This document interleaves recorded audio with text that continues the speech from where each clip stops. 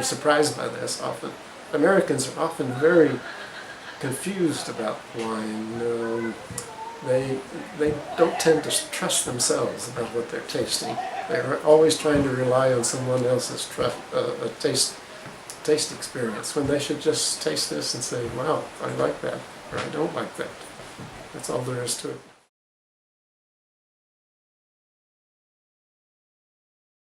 Were you around when that happened? Oh yes, I was standing out in the parking lot here.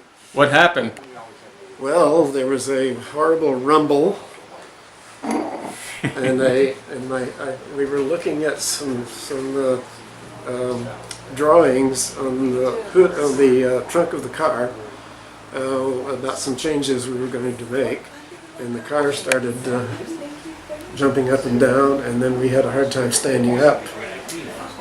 And at the time, out at the eastern end of the building, we had a 6,000-gallon tank standing there, which was almost as tall as the building. And all I could see was the tank bouncing against the building, and wine shooting out the top. It had popped the lid open, and red wine was shooting out the top in a column about this tall. And then when the quake subsided, the quake was only 15 seconds or 16 seconds long.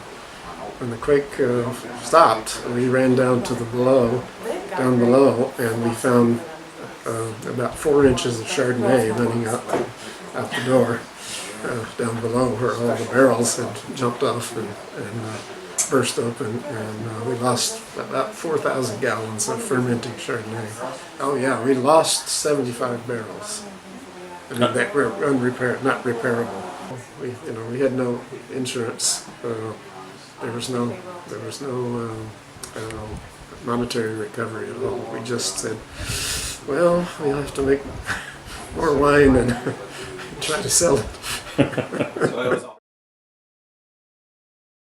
Santa Cruz Mountains is particularly good because the pH is always low and acidity high, which is also a preservative in wines. The wines from the Santa Cruz Mountains often last many, many, many years, simply because the balance of acid, pH, and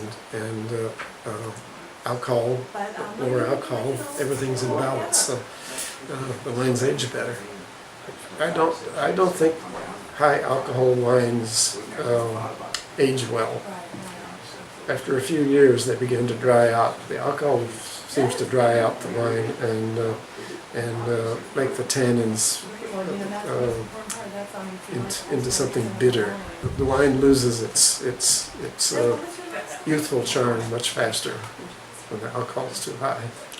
In '72, we made a Sauvignon Blanc and a Zinfandel in the basement of our neighbor's house over where the vineyard is. It was the first vintage. It was about 100 cases maybe between the two. Neither of these wines were from the Santa Cruz Mountains because there were so few grapes grown here at the time that it was impossible to get grapes. You were an engineer for Amdahl. What attracted you to growing grapes? The grape growing and the winemaking preceded the engineering by a number of years. I learned to make wine when I was in the Army, when I was very young. Well, I learned to make wine in Germany. I helped at a winery in Germany when I was in the Army. And then I made wine when I came back and moved to Los Angeles. I made wine down in Los Angeles by shipping grapes from up here. If you like the wine, that's the wine for you. Doesn't matter whether anybody else likes it or not. Well, people are surprised by this often.